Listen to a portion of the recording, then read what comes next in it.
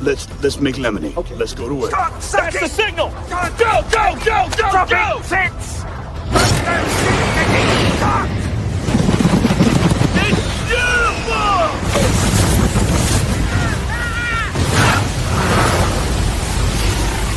Mother Nature just pissed her pants, dude! Start your day with a jolt of energy and no-holds-barred opinions. This is The Rush, where Travis Justice and Ross Peterson bring you bold, unfiltered, and uncensored takes on sports, life, and everything in between.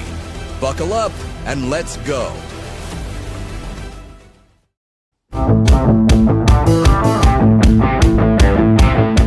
It is the Rush Radio Show at therushradio.com. Make sure to subscribe to our YouTube channel if you're watching on YouTube right now. Also, give this video a like.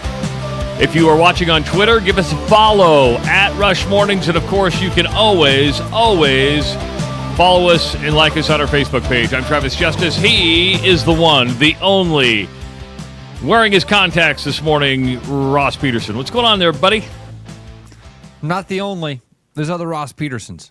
How many other Ross Petersons are there in the world? Because I don't think there's another one in Central Iowa. He's like from like the Boone area. Really? Yeah. I met him one time. He's a really smart guy. I met him one time at like a some sort of competition, some sort of like academic quiz bowl or some nerdy dorky thing that I did, and we were all in a room for like a speech competition.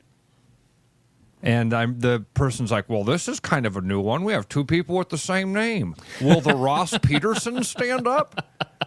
And I remember this dude said, well, then the weird thing happened. I'm showing, this is about a month ago. That thing with the academic quiz bowl happened in high school. Okay, so we're talking 1994. About a month ago, I get a phone call from my buddy, Adam Bentz, big fan of yours, realtor with me at Agency Iowa up in Ankeny. He had a property north of Ankeny, north of Ames, actually, that needed to be seen. And he couldn't get up there that day to do it. And so I drove up to just show these people, random couple. In fact, I don't even think Adam was their agent. Adam was doing this for a third. It was a friend of a friend of a friend. We get up there, we're chatting with them, introduce myself, and they say, well, that's funny. We have a nephew named Ross Peterson. From Boone? Yeah, it was the same kid. There's another Travis Justice out there. I believe he's down in Arkansas. He's like a commissioner of something, because every time I've Googled my name, and let's be honest, we've all Googled our name every once in a while. That dude usually gets top billing. It's like some commissioner down in Arkansas. Not that I want top billing on my name on Google, but it was just like, oh, there's another Travis Justice out there. I wonder if we're related. Then you click on the picture. There's a doctor and a writer. So yeah, for a long time, if you Googled Ross Peterson, I wasn't, and I still don't think I'm one of the top ones. But do me a favor and don't Google me. Is there much out there? Well, that's true. Don't Google Ross Peterson. Whatever you do not Google Ross Peterson. You're going to love this. So speaking of realtor world, we're always helping each other. One of the realtors sends me a message one day, sends a message to the group. Anybody know an electrician? And so I fire away. Absolutely. I know the best electrician. It's my buddy Tyrell. He owns Tailored Electric. He's the guy to call. Here's his name. And I don't think maybe I sent his phone number as well. Probably did. That would make sense. But I sent Tyrell Taylor. Well, she just Googled Tyrell Taylor. And of course, it showed what came up was like some criminal in Michigan or something. So she like screenshot it and sent it to me. She's like, hey, this ain't your boy, right? I'm like, no. Different guy. You know, else probably came up. I believe there's a former Creighton basketball player by the name of Tyrell Taylor that was really good. That's a common one. Tyrell Taylor, there's thousands of those. Yes. Yeah, the electrician. You needed, that's why on Google, they really want specifics. It should have been Tyrell Taylor, electrician, Des Moines. Tailored Electric, Des Moines. Des Moines. I was worried about Ross this morning, everybody, because usually Ross hops on the call fairly early as we get ready for this. And we hit 5:33, we hit 5:40, and I'm like, oh my God, am I going to have to do a wellness check on Ross Peterson? But it was a late night for Ross Peterson because he was on a road trip. and he got some window time last night. And window time can be at night. I don't like driving at night anymore. This is where my age is starting to set in. But you were in Mason City last night? Yeah. Wrestling. Roosevelt wrestling, baby. They win? They did not, man. Came up just short. Again, their problem right now, Travis, just that they don't have any guys above about 170 pounds. So they have to forfeit a lot of weights, and that, as a team, it's really hard to overcome that.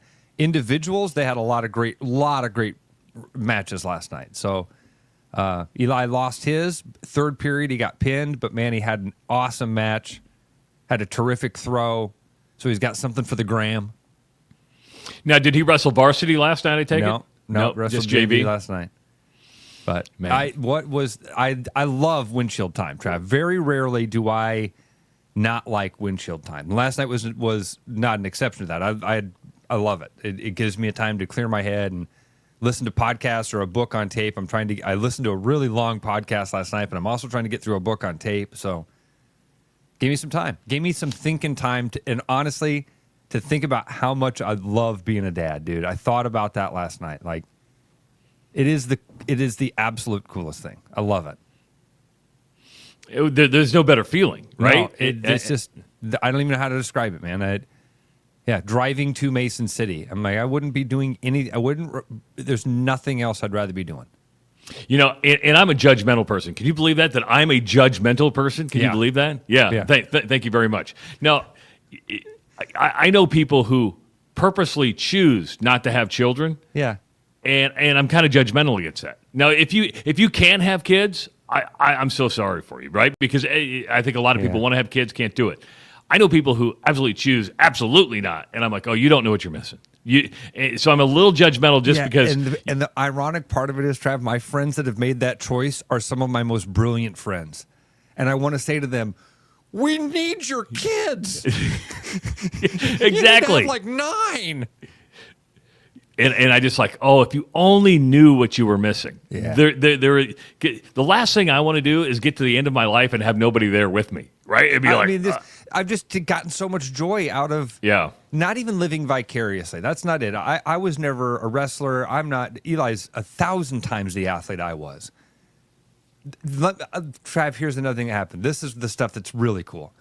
Got an email yesterday. I'm driving, and I get an email from Eli's principal. And it's like, 9th grade, first period English class is the title of it. I'm like, oh. Uh-oh, here we go. Here we go. Oh, man, what's going on? And I click the email. Can I read it to you? Is that all right? Absolutely. Dude. You have we have 2 hours here, Ross. You can do whatever you want. As you hold the phone a distance from your face. Don't stop it. You don't talk about that. You don't talk Hey, you know what I have? You know what I'm wearing here? I had a guy write us yesterday on Travis at therushladio.com and said my glasses were too big. Well, I've got progressives, buddy, and I can read the phone. Ross can't. I'm reading the phone just fine. Look at this. Sure you are. The phone just fine. It says, today I had the pleasure of teaching a class, a first period class. This is part of an intentional effort administration plan to execute, blah, blah, blah. We'll get to that. As administration, we have high expectations for what occurs in our classroom, and it's an important part of our practice. I wanted to drop a quick note with how impressed I was with Eli. He contributed at a high level, was impressive in his thinking. I appreciated his willingness to share and his ability to support peers. He's got a ton of academic potential in him, and I'm excited to see what he does in his next 4 years. Thanks for sharing your student with us at Roosevelt. There you go. We got done. Like last night, I picked him up. I'm like, man, the wrestling. I'm always super proud of you. That's times 1,000. Like, especially when my expectation. I got the email and I'm like, oh shit, he's failing the class, or he did something dumb, or the principal is writing me. I mean, literally, the text of the title of the email was just Eli in English 1. I'm like, oh. I never got those emails. My parents always got, hey, here's a down slip. I don't know if they still do down slips in high school. Did you guys ever have down slips? Now, is a down slip because your grade is down? Oh yeah. So okay. It would be, you'd have the quarter grades, then you'd have the semester grades. But if you were slipping off during the quarter, they would send home a down slip to your parents to let them know that you were struggling. Did the slip refer to the piece of paper or the slide? I think it was just the piece of paper, and we didn't have computers back then. We were just getting started on the Apple IIes and the Commodore 64s. So everything was still like paper. What a cool double meaning on that, though. The down slip. Yeah. And I got a lot of them. Believe it or not, I wasn't the best academic performer in high school. Yeah, I don't even like to talk about it, dude. Because I was smart. I got those emails. I was on the academic quiz bowl team. I was the Central Academy kid, and then I just didn't try. I just quit doing it. I was like, this is dumb. I don't want to be. I don't want to be smart. For how smart you were, it's kind of a surprise that you're not a stoner. Because all the smart kids that I went to school with were bored and just became stoners. Interesting. It's right. Interesting. We have a busy Wednesday. We're halfway through the week, or almost halfway through the week. Right around 7:45, we're going to talk a little comedy. Tammy Pescatelli is going to jump on the show with us. Tammy is an amazing comic. She's going to be at the Des Moines Funnybone this weekend. I know Ross is going to the show. Are you going Friday night or are you going Saturday? Well, we'll have to. We're going to have to figure that out, man. I've got. It won't be Saturday night. Oh, no. What did I say? I'm going Saturday night with my... God. I was going to say, earlier in the week, you're like, I'm going to the show. I'm going to the show. Here's what my brain just did. My brain just went, dude, you have plans Saturday night. And Friday night, you've got... I think I'm doing a daddy-daughter dance on Friday night. Oh, wow. So my brain just went into freeze mode and said, no, your calendar is full, dude. Do not agree to anything. Saturday night, my plans are go to the Tammy Pescatelli show. I love how you manage your calendar, just in your brain. It's probably on your phone, in your email. It's just blocks of time in this mental calendar. It's just like voids. Don't do anything here. And then when my brain tries to access that file and say, oh, I have something happening there, the brain goes, we have something happening there? Saturday? Friday? What are we doing? Now, does Courtney manage your schedule, or do you manage your schedule? Does Courtney manage? She's trying. I'll tell you that. She's trying to manage. You know, I had to leave at 7. Easy. You mentioned being a dad, so my son jumped on with you and Justin yesterday. Yeah. How do you do? Well, first of all, you know Owen. I got to talk to him for about 8 seconds, and then all of a sudden the camera went to the double shot of just me and Justin. I even tried to bring him back in at one point later in the show. I did, I was like, Owen, I know you're still there, so, jump back in because I want to ask you about some stuff. I know what it was, because yesterday there was a bar promotion where this bar in Nottingham decided they were going to do a promotion for a Premier League game when Nottingham hosted Brighton. So like 45 minutes before the game started, the owner of the bar sends out a social media message, says, hey, going to do a promotion. Every time Nottingham scores, free beer. Okay? Chances are you're not giving away a beer. You might give away 1 to everybody there, maybe 2. Nottingham won the game 7-0. You wonder how many people were in the bar. If it's 10 people. Away 1,500 euro in beer. Wow. And the dollar and the euro are pretty close right now, so it would have been $1,500 because I think the euro's at 103 right now. I pay attention to stupid stuff like currency because I'm getting ready to go overseas, so I pay attention to that currency. I brought Owen back in. I was like, would that be enough to get you to the bar? And Owen's like, yeah, free beer? Yeah. Everybody loves free beer. Why do you think High Life Lounge is so packed on Groundhog's Day? Because you got free beer flowing until it's gone. Polk County Paula. Or is that what brings him in, or is it the High Life? I hate to keep derailing this you just brought another story to mind. Let's hear the story, dude. Punxsutawney Phil on Sunday, Groundhog Day. Okay, I saw that. I got to experience there is something about human reaction and like people coming to a realization, right? When you can see people have that moment of like, oh, shit. You see it hit their face. And sometimes, if you're lucky, you can see it with little kids. Sunday was one of those days. So get done with church, go down to the kid area, and they're talking to the kids about Groundhog Day, and they're showing them the live video of Punxsutawney Phil. Now, again, put yourself in this thing. You're like 8 to 10, 11 years old. maybe even younger than that. Let's say 6 to 10. And you've been told the story of what Groundhog Day is, where this groundhog comes out of the ground, sees his shadow or doesn't see his shadow, and then returns back into the hole if he sees his shadow, right? And that is the prognostication. So that's what you've been told. Has anybody ever actually seen what they do at Punxsutawney? So they've got this like fake tree stump thing with a door on it. The groundhog they tap on it, right? Don't they tap on it? Is scared to death. They have to like reach in and drag it out of the hole. Then they set it on top of the thing, and it's scared. It sits there like this. It's like, oh my God. It's been abducted by a different species, right? These idiots lean in, Travis, like, everybody be quiet. Everybody be quiet. And they lean in like they're listening to the groundhog.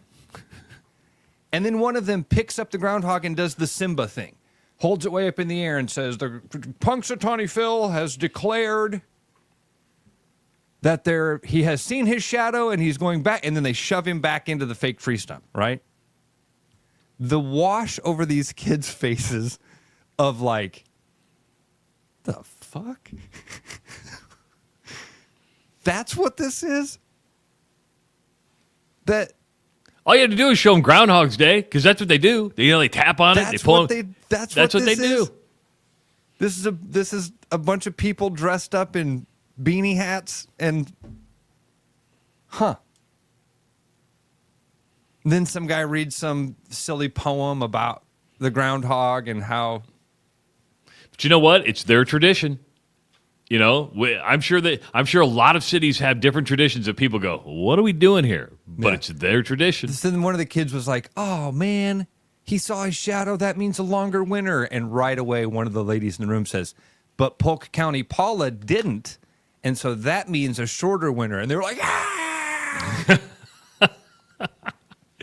and then they'll hit the age where, this really doesn't matter when winter's going to end when winter ends. I mean, that's what I'm talking about, though, Trav. That's that feeling that you see, that emotion, that feeling that we all come to eventually, where it's like, oh, it's just a stupid groundhog. Doesn't know shit. But it's an excuse to get together, party, and drink, and that's what we look forward to do: partying we and are drinking. Looking for a reason, baby. 515-517-2303. That's the number to call. I know you were in Mason City, but you had the power of the phone. Yeah. Iowa was on last night against Purdue. Lost to the number 7 Boilermakers, 90-81. And Iowa played. It shot over 50%. Again, defense played well towards the end of the first half. That's when they went on that run because they were down, I think, double digits, got back into it, tied it at halftime. Purdue goes on that run right after halftime, and Iowa just couldn't get over the hump after that. I'll be honest, I don't even remember it being a 10-point game. Maybe it's because my expectations were that they were going to get absolutely boat raced. But it doesn't. That felt like a really good game to me until that second half. Not a game necessarily like. How do I put this in? I think it fell into that thing yesterday that we talked about. There was that addition by subtraction. You did have the ball moving around a little bit differently because Freeman's not there and some guys getting opportunities that they hadn't had before. Shots were falling that we hadn't seen fall the last couple of games. I don't ever remember watching the game going thinking, oh, tonight's the night. Hawks have got this one. And maybe it's because you got to the second half, and that was when Purdue went on that run so early. Hawks did close it up again later, right? Got within 3, I believe it was. Yeah, by that point, I mean, I was kind of on the phone, on the on eyes on the road type of thing. But they did play really good last night. I was impressed with that. I was impressed with the way they played, and again, I think we said it yesterday. When you lose a player like Owen Freeman, that first game out is usually when you're dialed in because you're missing your leading scorer, you're missing your leading rebounder. They shot 50% from behind the arc in the first half, went cold from behind the arc in the second half, and Purdue was able to make those 3 shots, or the 3-point shots. Did you watch Purdue and say, boy, this is the 7th best team in the country?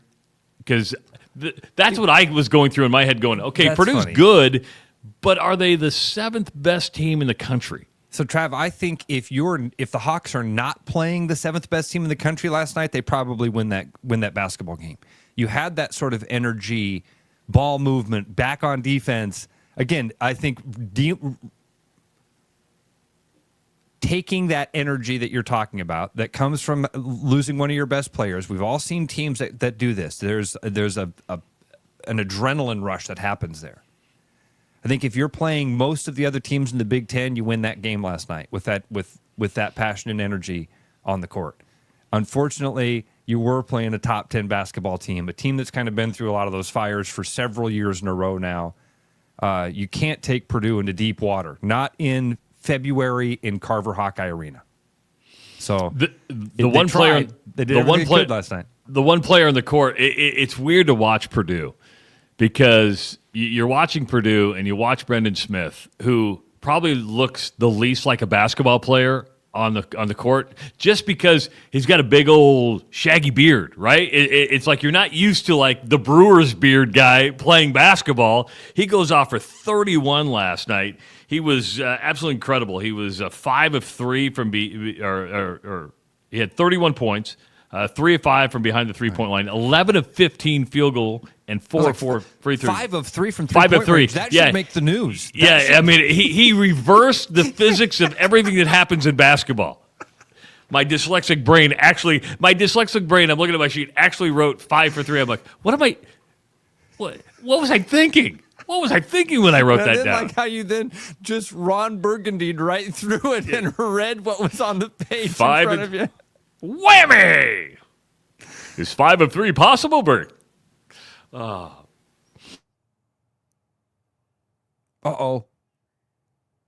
But yeah, so he had a couple of free throws that were key. Not that it would have made a difference, late in the game, but there's just a couple of free throws. I'm like, man, you can't miss in that situation. But Iowa continues to struggle. 8,400 listed last night at Carver Hawkeye, and I noticed it right when the game started, right? And you're coming off the women's game from Sunday where you had that electric atmosphere, and it was just a completely different feeling at Carver Hawkeye last night. Again, 8,400 listed. That is the dead horse we've beat for a long, long time. How, why, it can be considered mean or pointed, whatever. I think it's Fran. I think that it is the coach has lost the connection with the fan base. He had it. I think he did have it for a moment. And I mean, this is such a shocking conversation to have with a guy that we just talked about being the winningest all-time coach. But it's true. You have a top 10 team coming to town. You just had the arena packed for a women's game where Caitlin Clark wasn't even playing. She was watching a game, and the place was packed. And it is what it has to be what you're expecting by now. You can't go into games at Carver thinking, "Oh man, it's going to be a raucous environment for this men's basketball game." It's the exact opposite. You tune in a game, and that's one of the things you're actually kind of looking at. It's like, "Oh man, how many people are there?" One of the big indications was how loud the officials' whistles are. I'm serious. I'm like, boy, you can hear the echo of the whistle of the official. I mean, that's just kind of how dead it was in there. Now, it got loud at times when they were coming back, but it was never one that was going to be intimidating or maybe, get Purdue on its heels by any means. I think the one, because I listen to the radio a lot, and how clearly you can hear the voices in the background is always a good indication of how many people are there. Like if you can't actually make out what they're saying, but you can hear the coaches, or you can hear the particular voices in the crowd or fans, and you're like, oh man, like 19 people there. Do you think? And this is an honest question because I do care. Do you think people generally care about Iowa basketball right now, or is it just it's going to be we'll watch it, but we're not going to become emotionally involved with it? And you'll be happy if they win. You won't be surprised if they lose. Where do you think the pulse of Iowa basketball is right now? For men's, yes, you're talking about for men's. specifically. Yes. It's apathy, Trav. That's what it is. It's almost a lack of emotion. It is, it's weariness. It's tired. It almost feels like a chore. It's almost like, I mean, I don't question anybody's fandom. And I hope people don't question my fandom when I say things like this. Sometimes the Hawkeyes are on and I go, man, all right, we're going to watch the Hawkeye game. And it goes back to that old line I'd had with Eli a long time ago. Are you watching it because you want to or because you have to? There's a part of me, and not because of this. Ooh, that's a great question. Isn't that a great question? That is a great question. There is a part of this, doing the show, that obviously I'm like, well, yeah, I feel like I have to. No, it's intrinsic. It's deeper than that. I'm a Hawkeye fan. I love it. I love all of the memories I've had with the Hawkeyes in my lifetime. It is a generational memory thing. So I don't. That's when I say, like, I feel like I have to. I feel like I have to watch these games. I feel like I have to be a Hawkeye supporter. But man, it feels like a chore watching Hawkeye men's basketball sometimes. Aaron, or it could be Nicole, Rector, say the pulse of Iowa basketball is in hospice. No, I like that line, and I think that's the right feeling, is that it feels like it's dying, but it's not. It's not dying. It's not. It's on life support. It's in a coma, maybe is the right way to put it. It's in a coma. It's dormant, but it can come back to life, and it will. I mean, and you see those signs of it in all these other things. You see the signs of it this weekend with Caitlin Clark showing up to watch a basketball game, and it's such a spectacle that David Letterman is in the house. So you've got enough fire, you've got enough Hawkeye passion. So all of the necessary components are there to light the match and get this thing going again. Maybe it's Darren DeVries. Maybe bringing in a coach like Darren DeVries would be enough for everybody to go, all right, I'm back in. Season tickets, here we go. We're going to talk about Darren DeVries a little bit later on because it was announced yesterday that Tucker is out for the rest of the season for West Virginia. We'll get to that. You can always join the show in the comments section, whether you're watching on YouTube or Twitter. You can give us a call at 515-517-2303. If you want to send me an email, because Ross hasn't set up his email yet. He's only had like 2 weeks. I don't know, a week and a half, 2 weeks to do this. He hasn't done it yet. I've purchased an email for him. You know, that's not cheap, buddy. I've rude. spent money on you. At this point, it's rude. It is darn right rude. You can always email the show at travis@therushladio.com. And, of course, during the day or anytime, visit therushladio.com where you can listen on continual loop. Your boss is not really your boss. Your agency owner, Mark Charter, says he likes that feature of being able to just go click live and join the show anytime. Yeah, the on-demand feature of just kind of being able to join in whenever he wants and join it at the beginning of the show.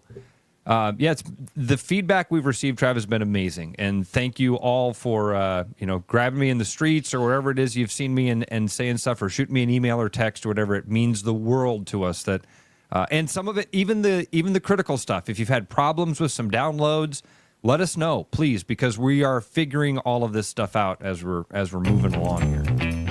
Wow. Make sure to follow us on our social media channels. Subscribe to the YouTube channel. Subscribe. Give this video a like, too. And leave some comments in there if you'd like to. Of course, as soon as the live podcast is over, it goes right into the video section on our YouTube page. You can follow us on X at Rush Mornings and, of course, like our Facebook page. It's The Rush Radio on therushladio.com.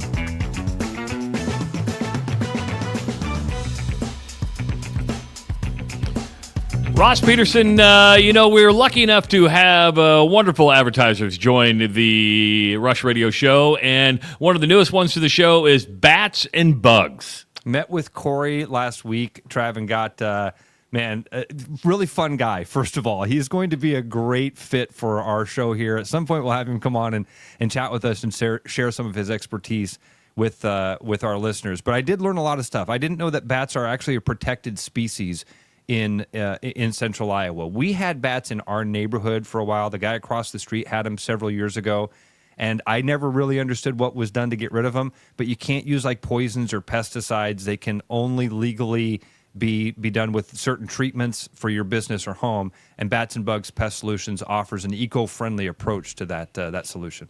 Go check out Bats and Bugs this weekend at the Home and Garden Show. It runs it's next weekend, February 13th through the 16th. Bats and Bugs Pet Solutions will be there. Come say hello to them. See what they have to offer to keep your home pest-free. Missing a quality home-cooked meal? You know, the kind Mom used to make? Lucky for you, we found her recipe book. Welcome to the High Life. Welcome to the Champagne of Bars. You know why Central City Liquor is always so busy? Yeah, it's because of the cash coupon. Saving money is important, but honestly, I think it's our huge variety, the convenience of our store. No, I'm going to stick with the everyday cash coupon. Well, the guys come in for those great values, but the ladies come in to see me, you know. I don't think so. Morning, Tom. We got cash coupon today. Good deal. That's going to save you some money on that bottle, Mike. Central City Liquors, open 7 days a week, 5 blocks north of 235 on 2nd Avenue. Save 10% when you pay in cash. With over 260 beers on tap, El Bait Shop isn't just another craft beer bar. It's the best. Beer lovers know. El Bait Shop, 200 Southwest 2nd, Des Moines. Start the new year with a new car at Willis Chevrolet of Granger. We have the largest inventory of new and certified pre-owned vehicles in the area, and we're offering huge savings during our new year new car sales event. Save up to $8,000 on selected 2024 Silverado 1500s or $10,000 on Tahoes or Suburbans. Looking for something affordable? Check out the Trax and Trailblazer starting at just $23,000. At Willis Chevrolet of Granger, we're your small, friendly, family-owned dealership. For great deals and great service, visit us at Willis Chevrolet at Granger.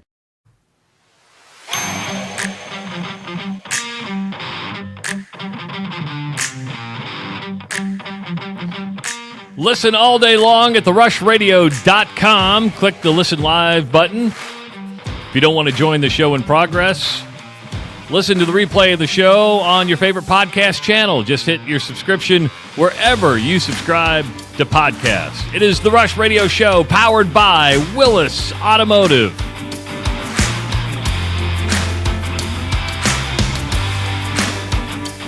I'm Travis Justice. He's Ross Peterson. We're here till 8 o'clock today. Tammy Pescatelli, a comedian, is going to be joining us around 7:45. Be good to catch up with Tammy. She's one of the funny ones out there, and you get a chance to see her at the Des Moines Funnybone this weekend, the Omaha Funnybone next weekend. So she's doing her Midwest tour. You know, go ahead. I was just going to ask about because you say you've known Tammy a long time. I know you've talked about that, too, because I feel like we've even interviewed Tammy like maybe a decade ago or so when she came to town. Man, she's been doing comedy for 30 plus years, probably. How did you ever get to know her? Through Todd and Tyler? So, yeah, when I was at the Todd and Tyler show, and this would have been, the 1996, 1997, maybe 98 is when I first met Tammy. She's become a very good friend. Big shock here. She likes my wife, right? I mean, everybody loves my wife. But yeah, I've always there are certain comics that I became pretty darn good friends with, John Morgan being one of them. I've actually visited John, the Raging Cajun, at his house down in Plaquemine, Louisiana. Greg Warren, who's been on the show, obviously a former wrestler at Missouri. And Greg's doing amazing things right now. Have you ever seen his Consumers podcast? So he used to work for Jif, or he sold... Oh, yeah, you've told me about this, the peanut butter. Yes. Yeah. So he's really good friends with Nate Bargatze. Yeah. And Bargatze produced Warren's first stand-up special for YouTube. And I believe Bargatze's kind of an investor in this podcast. And it's three guys sitting around talking about consumer products. They talk about consumer products because Warren was in that consumer sales world. But yeah, I've been fortunate enough to get to know some comics. You know, think about this. Bargatze's playing the Omaha Funnybone this weekend. What? Oh, yeah. because a lot of people don't know this about big-time comics, is that when they get ready to do another national show, they like to do warm-ups at smaller clubs. Well, he's really good friends with Colleen Quinn, who runs the Funnybone in Omaha. Wow. He's got shows, I think, Thursday, Friday, and Saturday. He's doing like 3 every night. I can't imagine how fast those sold out. Oh, in about, I think the first one went in about 15 minutes. I would imagine. Yeah. Wow. But that's really cool. Here's what, and you need to be aware of this if you are a consumer. If you go online and like look for tickets and you see them on StubHub, those aren't real tickets. The only thing, oh yeah, this is the big thing. They had people who paid $600, showed up, and they're like, yeah, that's not a ticket. Our tickets are only e-tix or something like that. And if they're on StubHub, they're not it. And if there's a big warning if you go to that website saying, do not get scammed, because you will get scammed. Man, I hate that stuff. Anyway, that was a total derailment. I wanted to know about your relationship with Tammy P. You were going to go somewhere else, though, with the Drake. I mean, Drake last night goes on the road, beats Murray State 55-45, avenges that earlier loss to the Racers, sits alone in the Missouri Valley Conference, has won 9 in a row. I was texting with Justin Miller last night, and I want your feeling on this. And maybe I'm being overcritical. And I was texting with Dave Lubbers, former walk-on at Drake, who's a big Drake season ticket holder. They love what's going on. Listen, for Lubbers' sake, don't say former walk-on at Drake. Say former Division I basketball player, Dave Lubbers. Okay, former Division I basketball player, Dave Lubbers, who walked on. And he would kick your ass in 1-on-1. Yes, he would. Yes, he would. I don't deny that. He'd kick our ass in 2-on-1. I don't mean to be critical of Drake here. Winning 9 in a row is amazing. Sitting at first place, sitting there with 21 wins, more wins in Division I basketball than any team in America right now. Wow. Okay? But as I was watching this game and trying to do it unbiasedly, right? Just watching the game, I was bored, Ross. I was bored. And here's where I'm going. You don't get many opportunities to get eyeballs. You're on most of your games on ESPN Plus. You're on ESPN2. You get to make an impression. You've got to kick the crap out of it. You don't get to decide that. I know that. You got to go and play the game that against the 5 guys that are on the court, and Steve Prohm and that Murray State team. I mean, their games 45 is a little bit ridiculous. Holding team to a 55 is not crazy. Was that what it was? Final score was 55-45. 55-45. So, but you're right. Not a fun basketball game to watch. But let's talk about. There's a couple of premises in there I'd like to talk about. Okay, so like the idea that there was more of an opportunity for them because they were on ESPN2 than ESPN Plus. The reason that I don't see that is, man, I never know the network. The network is never a part of my viewing habit. It hasn't been for almost a decade now. It could be on True TV. It could be on CBS. I don't know, because I hit Hulu, and then I hit the logo that has Drake and Murray State. And down in the little corner, way down in the corner, there's this little watermark that says which network it is, and I don't give a crap about what that says. I'm watching the game, and I'm watching the thing. So I never know what network these things are on. I don't necessarily think that there's this huge disparity in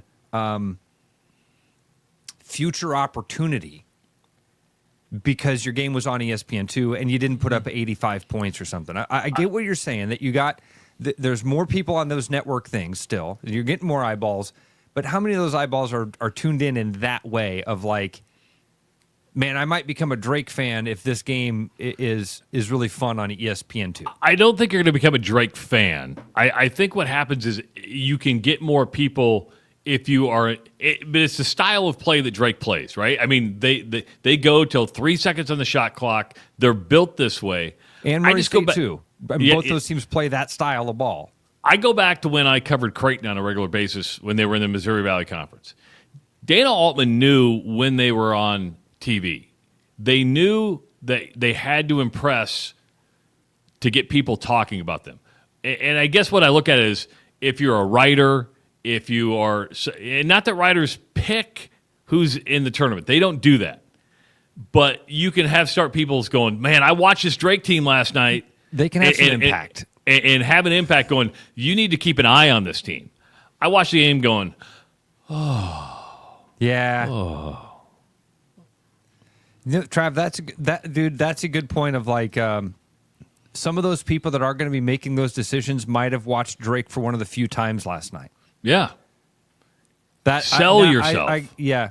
You're right about that. You're right that there's an opportunity there. Again, not much you can do because you play a slow style of ball. They play a slow style of ball. Last night was, the first game was pretty ugly too. The first matchup that Murray State won was kind of a low scoring. I don't know if it got to 110 total. So I think that, you get a win.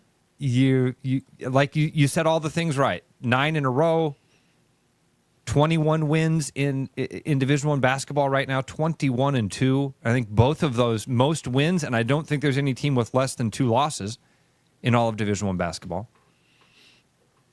I think Auburn has one? Does Auburn have one? I think Auburn has one loss. I was thinking that the one with Power 5, like St. John's has like 3 or something, don't they? Yeah, I think St. John's has. Well, they have one loss in the Big East. I think they've lost 3 or 4. Okay. But yeah, it's just you want people selling your product, and if you get a national writer, now Jeff Goodman's there saying, "Hey, keep an eye on Drake." Joe Lenardi was on the ESPN broadcast last night. He does the bracketology for ESPN, and they asked him about an at-large bid for Drake. He goes, "It's possible, but not probable," and it's just where the Missouri Valley Conference is right now. We've talked about it a couple times this week, but when you hear it from a guy that's been around it that long, you know the ins and outs, you know the analytics, you know the NET, which they're sitting at 59. RPI basically means nothing anymore because the RPI usually favors mid-majors. And so the big boys who have all the money want to push out these mid-majors teams. And you want people selling your product going, man, I watched this Drake team on ESPN2, and they're the real deal. Yeah, I watched it and went, you're right. It's methodical. You're right, man. It's an opportunity. It's that old Joe DiMaggio line, right? Somebody's watching you for the first time and somebody's watching you for the last time, and they deserve your best. Not that you didn't get the best last night, but it's not that entertaining style of basketball. It's not Florida Gulf Coast, right, where people are going to be telling their friends, holy cow, you got to watch Drake next time that they're on TV. Yeah, you're right. I'm looking at it in too narrow of a scope. It's amazing, though, that this is Todd Licklider type basketball, and when it works, everybody's on board. Everybody, winning cures all. If you win ugly, you win. The best example of it, Casey on our chat mentioned this. Dick and Tony Bennett. This style of basketball. What did we used to call it with the Tony Bennett? The pack line defense. What was this name for that? I forget style? the name of Golly. it. Yeah, and it was a couple of years ago that one, they were winning national titles or playing for national titles, getting to the Final Four on a regular, or getting a 1 seed and then getting beat.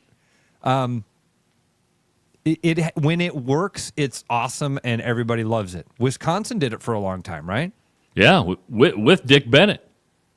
So if you win, it's awesome. If you're average or lose, people start going, this is boring. I don't want to watch this.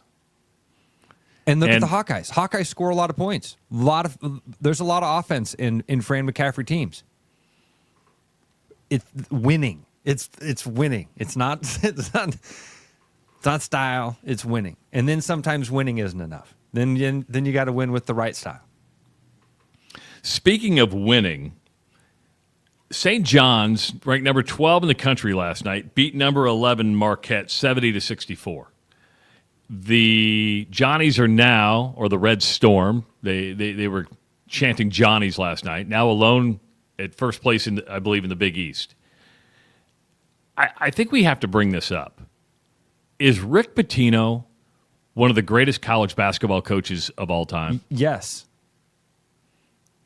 Yeah, and by the way, he has been for a while. I think you could probably go back 20 years and say, is Rick Pitino one of the best college basketball coaches?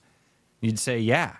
And now what he's done here resurrect his career? Is that the right way to say this? I mean, the way this chapter of his career is amazing. It really is. It's really, really amazing. I mean, he took Providence to the Final Four. He took Kentucky to the Final Four several times, won a national title.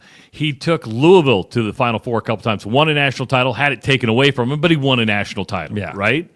Went to Iona, got to the NCAA tournament twice in 3 years. Iona.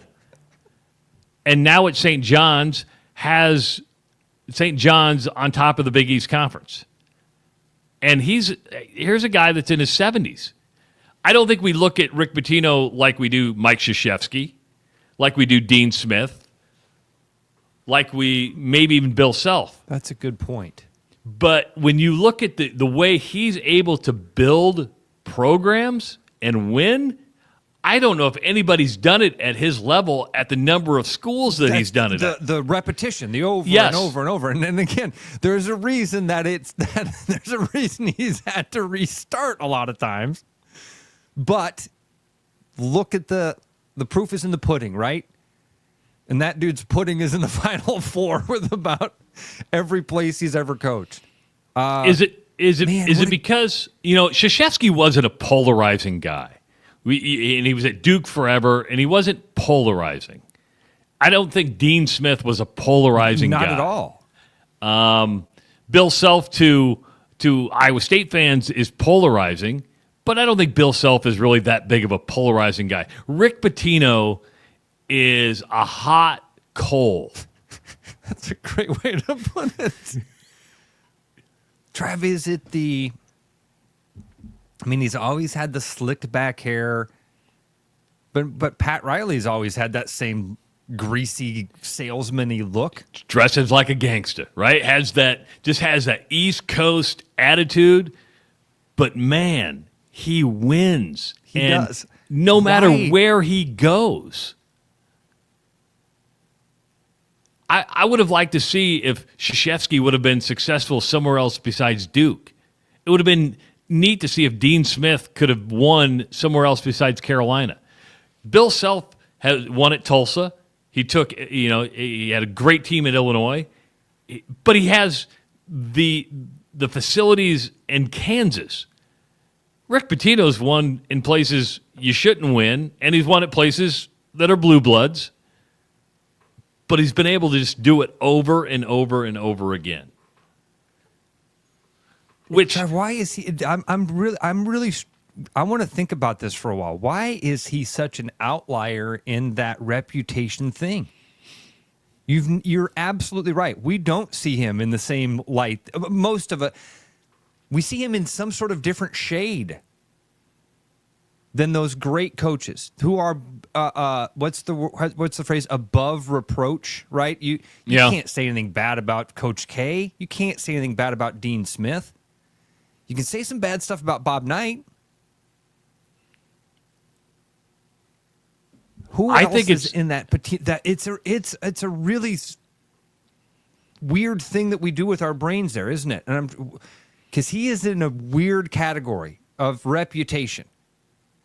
Yeah, I mean, how many of us, when he got fired from Louisville, thought he would never again? Right, you're done. That we've known this all along. You cheated, and he's kind of been.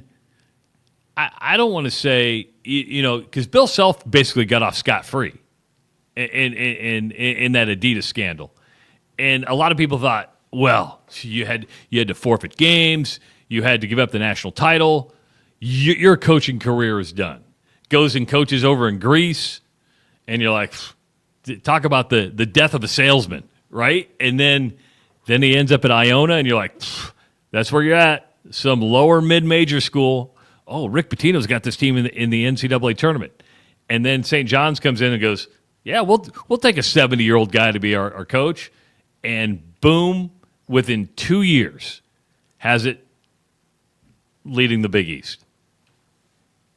And I used to think, well, he just must be a hell of a recruiter. You know, he's able to say he very obviously is. Yes, but you got to be you got to be a pretty good coach. Damn right.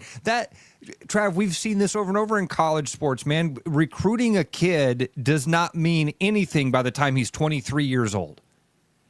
You got to develop his talent. You every now and again, there's those unicorns that come in, and that 1 year, they're just so amazing that's enough. You got to recruit these kids. You said a word in there, dude, that I think may have helped my brain figure out why. Don't think about basketball for a moment. Just think about that graph in your head that has Rick Pitino sitting somewhere out here. You've got Dean Smith and Mike Krzyzewski, and somewhere over here is Rick Pitino with that attitude. Now, clear your head about basketball. I'm going to say one name to you, and I think you help me out with this. Okay, I'm closing my eyes. Alex Rodriguez. Do you think of Alex Rodriguez the same way that you think about Derek Jeter? No. Not at all. When you think about that baseball graph, does Alex Rodriguez land somewhere where Rick Pitino is? Yes. Is it the cheater thing? Yes. And we don't maybe respect it the same way. We don't. And man, and we're all smart enough to know they're just the dudes that got caught. Yeah, 100%. They're just the guys that got caught. Everybody was doing the same sort of stuff and tricks and shenanigans and whatnot. There's something about the combination of the attitude and the arrogance and the cheating. I think the cheating. I mean, Bruce Pearl he's gotten a show cause. Great, yeah, right. But he's this likable fella. Yeah. Right? I mean, who does not want to have a beer with Bruce Pearl? I mean, the guy is just, you watch him on game day when he comes on, you watch his interviews, you're like, oh, he has that, he's a salesman, but in a different way. The two words you just said were attitude and arrogance. Rick Pitino, you watch him, you go, oh, you got an attitude. Yeah, you've got some arrogance about you. And you're arrogant. Yeah, and it's warranted. Sure, your resume says you're entitled to a little bit of arrogance here. Alex Rodriguez, same thing. But yeah, you compound that with that factor of caught cheating, and then that all of a sudden that shoots you off of that scale here, and you're this outlier. And we go, yeah, we know you're great, but listen to what you're saying. We as humans, we paint people in a box, and we want people to stay in that quadrant you're talking about. And if you go outside that quadrant, well, something's wrong. Yeah, you don't fall within the norms. Yep. Don't know why, and don't want to know why. You just don't fit into that little box that you're right, Trav. Wow, look at us just dissect. That was like a psychological gymnastics routine we just did. And this was one of the subjects I wrote down for today because I saw that they won last night and where they're sitting, and I'm like, I met Rick Pitino once. He called sports radio listeners the Fellowship of the Miserable. I'll never forget. It was a great speech. It was a great speech.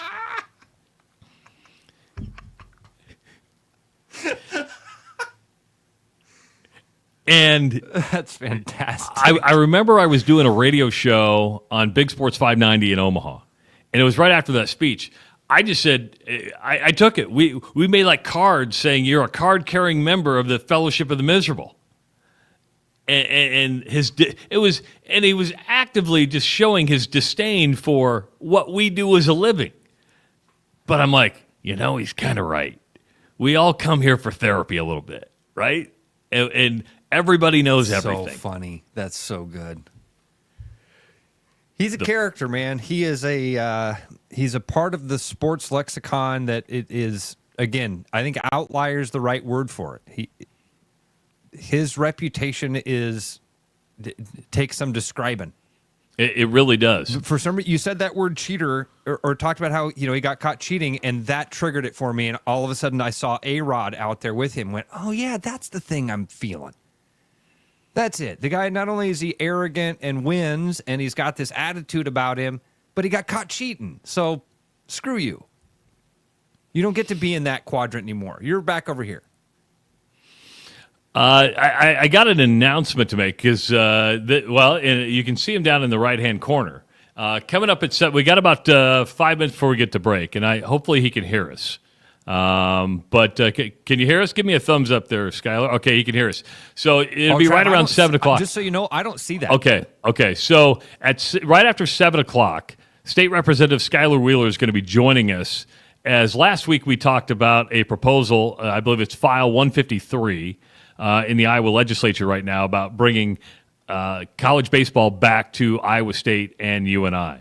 And I reached out to Representative Wheeler, and he's going to be joining us just right after 7 o'clock. Before we take the break, I do want to bring this back up. We talked about Rick Pitino. Did you see Michael Jordan's kid, Marcus, was arrested yesterday in Florida? No, I did not. So he got arrested for cocaine possession and resisting arrest. So he was on the run from another traffic stop in a different county in Florida.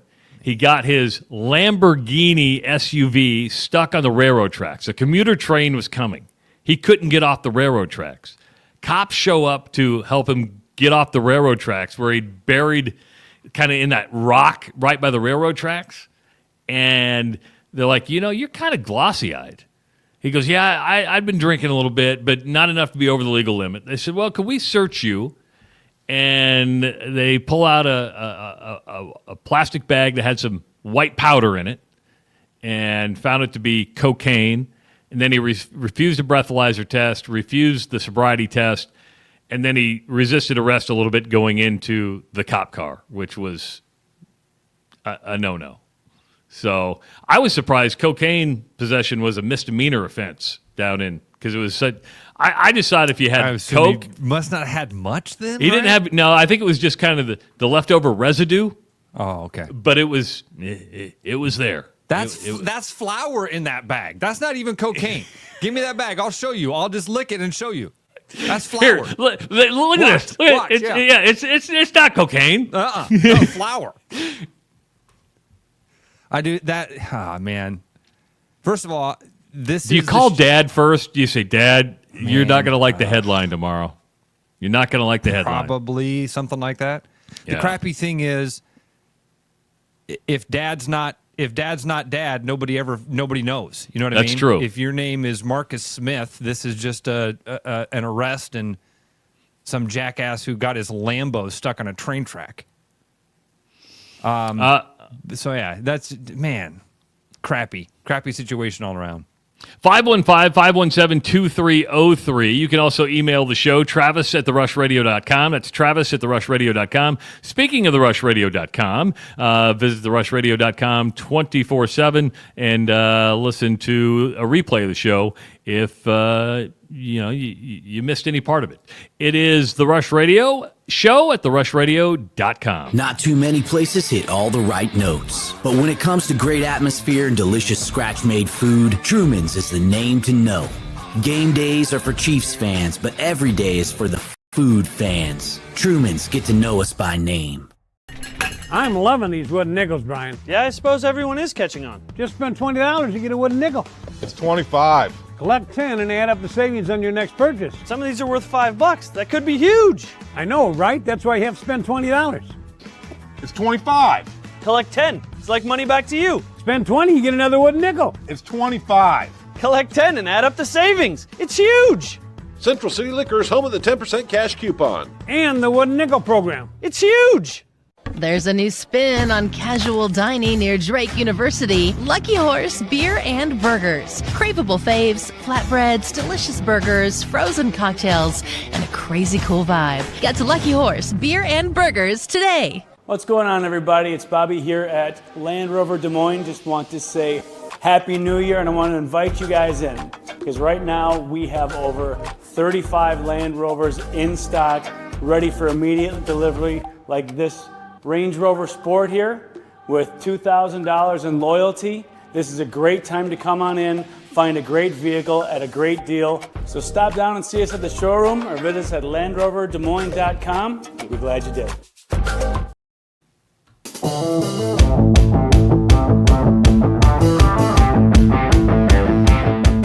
Hour number 2 of the Rush Radio Show at TheRushRadio.com, powered by Willis Automotive.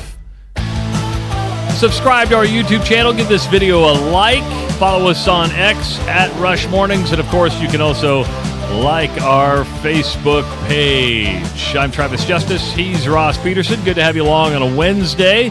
Last week, we noticed that in the Iowa legislature that there was a file that was there, 153, that was proposed to bring baseball back to Iowa State and UNI, and that was brought by Republican Representative Skylar Wheeler. We talked a little bit about it. I reached out to Representative Wheeler, and he joins us now on the Rush Radio Show. Good morning, Representative. How you doing? Morning, guys. I'm tired, getting up a little earlier than usual, but happy to be on. Thanks for doing this with us, man. We greatly appreciate it, Skylar. So let's first get to know you a little bit, man. Where are you from? You an Iowa boy? So I grew up in Washington State, was born and raised basically in Olympia, Washington. Ended up going to community college out in Aberdeen, Washington, so the home of Kurt Cobain. If you know anything about Kurt Cobain, Aberdeen, Washington Kurt Cobain reflected Aberdeen, Washington pretty well. Okay. Was actually had multiple offers to like NAIA D2 schools, but there's not really a whole lot of them out kind of in the Pacific Northwest. So I start getting these schools in the Midwest that reach out, and, some of them have easy names like Northern State and South Dakota, and then you get a Dort or a Waldorf or a Northwestern or a Doane, and you're like, who the heck are these guys? So, you start looking through it, and I just wanted to continue playing baseball and ended up selecting Northwestern at the time. They ended up winning the GPAC, and they ended up making a national tournament that year. And so I came out, next thing you know. Now, hold on. Now, stop right there. Stop right there. When you agreed to go to Northwestern, did you know that you were going? Did you know what Orange City was? I had no clue about anything. I literally looked, and I actually had a buddy who had no connection to Iowa either. He was from just south of Seattle. He went out after JUCO. He was a year ahead of me.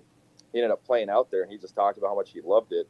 But I got out here, man, and I just remember running and doing cardio and things outside, and I'm like, the humidity was killing me. I'm like, what is, this is a totally different climate. People were super nice, and you're like, wow, that person didn't yell at me when I almost hit him with my car. So it was just a very interesting experience. And here I am 11 years later in the Iowa legislature. How did that, so explain to us that, before we get into the file 153, sure. How did the political world start for you? Yeah, so it was interesting. I studied politics at Northwestern. I ended up getting a job after I graduated with our local newspaper. We have a regional newspaper in Northwest Iowa. It's not daily; it's every Saturday, and they have different papers for different cities that they'll do like on a Wednesday or Thursday. So I ended up working for them, and just started to get connected politically through that. And next thing you know, kind of the guy that was in the seat that had Orange City and most of Sioux County. He was an older gentleman, and he was just like, hey, I'm not going to run again. And so I took a shot. I was 22. So you don't know any better when you're 22. You're like, all right, sure, I can do it. And then next thing you know, I got in. So you have you've put file 153 in the Iowa legislature, and that's to bring baseball back to Iowa State and UNI. On the surface, great idea. But with these universities, baseball is a major expense. Why propose this when there's going to need millions of dollars, especially from an Iowa State standpoint, and probably just as many millions from UNI to even make this happen? Well, you propose it to have the conversation. It's done exactly that. People are talking about it. You wouldn't believe the amount of former players or people that, have just a general interest that have reached out basically in the last week or so. Just last night before I went to bed, I had 2 more emails from guys that played at Iowa State. And they were like, hey, I'll move mountains. I don't know, these guys' backgrounds. I know there's a few that are wealthy that used to play. But they're like, hey, I'll donate, I'll do this, I'll do that. So, there's people that obviously are passionate about it. I coach high school baseball up in Northwest Iowa. This topic comes up regularly when you're just talking to other baseball coaches and things. It's like, man, I'm a huge Cyclones fan. I wish I could watch the Cyclones or whatever it is. So, yeah, but to your point, I mean, the obvious conversation that becomes, what's it cost for the facilities? Are you adding girls' sports? There's a lot of other logistics there. But as a legislator, and you'll see it every year if people pay attention to the Iowa legislature, we file legislation left and right that, might just be one sentence like this one is, where it's a lot more conversation that has to take place. But it accomplished exactly what I was hoping it would accomplish, which was, oh, wow, now we've got some conversation. What, is this workable at all? What is the reaction right now? Do you think this is workable? Do you have an idea of how much this would cost you and I in Iowa State? Yeah. So I've talked to President Nook in the past about it in kind of a lighthearted manner. I mean, I deal in all education in the legislature. I chair the education committee. I sit on the higher education committee.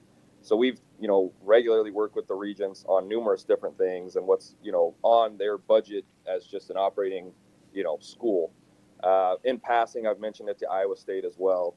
There's different things that are out there. I found it interesting. I did a couple interviews with like the Waterloo Cedar Falls Courier. I did one with the Council Bluffs newspaper, and they reached out to both the athletic departments at UNI and Iowa State, and they didn't comment on it, which I found to be interesting.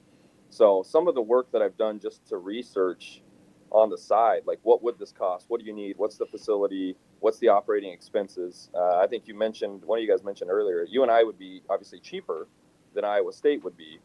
But the numbers are kind of all over the place. If you look on Twitter, everybody on Twitter apparently has it all figured out. All the different trolls have all Welcome to the internet. Ideas, right. So it's interesting, but and I've reached out even to some coaches that I know that are different levels in college too, and just kind of said, how do you make your arguments?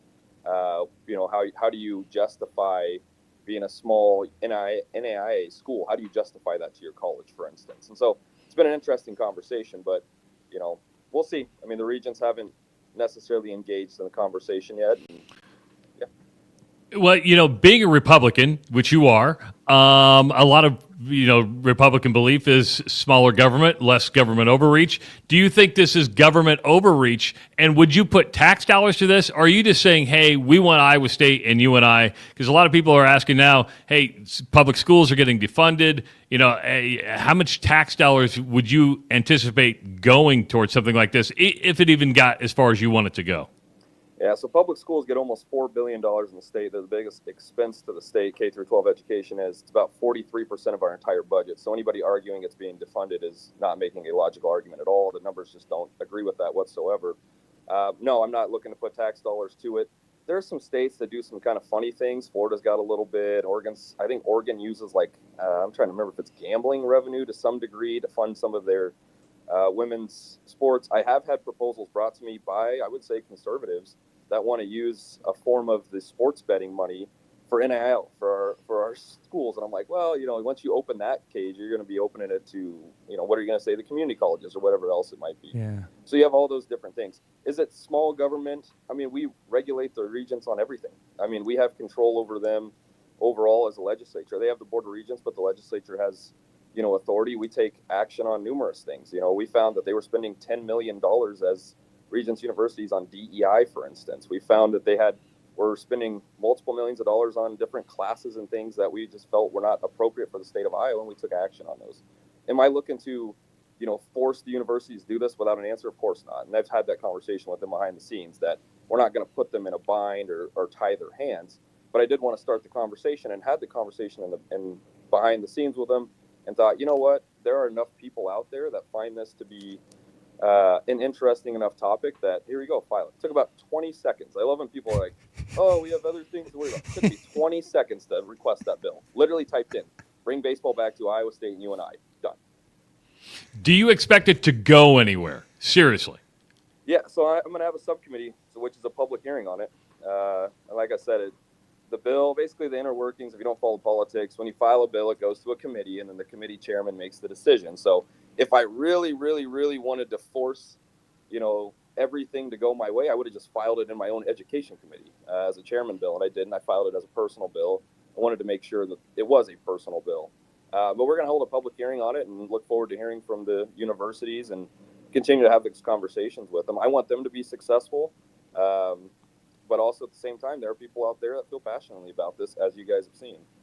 Skylar, do you have any indication from the universities yet what impact this would have on the actual athletic department? And you kind of leaned into it a little bit earlier. Some people have said this means you're going to have to add women's sports. It might mean you have to take men's sports away. Have you gotten any reaction from them or any feedback from anybody in the know what that solution might be? Yeah, so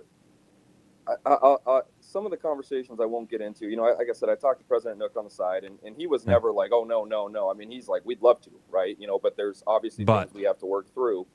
The conversation on the side has really been with them. They would want to see it advance or become a little more serious in order, I think, for them to start to come to the table and say, here's what we have here, here's what we have here. When I do research on like NIL, for instance, this is one topic that's been brought up to me even back home. And people are like, well, I don't want to affect, Cyclone basketball, whatever it is. I agree. I'm actually a Cyclones fan.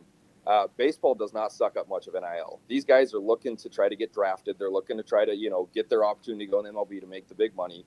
They're not going to make that money in college. Even the SEC, which has, a great following for baseball, it's just not much for NIL down there. They're looking to see who's going to develop me the best to give me the best shot to, play at Fenway or something like that. You mentioned you coach high school ball. You still playing like a wood bat league or anything like that? I wish. Too busy. I mean, just to do high school ball, and I love coaching in the summer. Too busy, though. I mean, I don't have enough time to do that. I got a young family.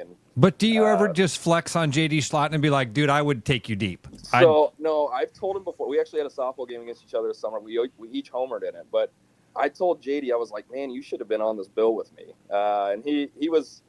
you have to have him on some time to talk about it. I mean, we're in different districts, for instance. We're in different parties. He's in I would just say a tighter district. He's probably got to watch himself a more. I'm in a very Republican conservative district. Yeah. And, even my local newspaper wrote about it this weekend, and I had people that were like, oh, that's awesome.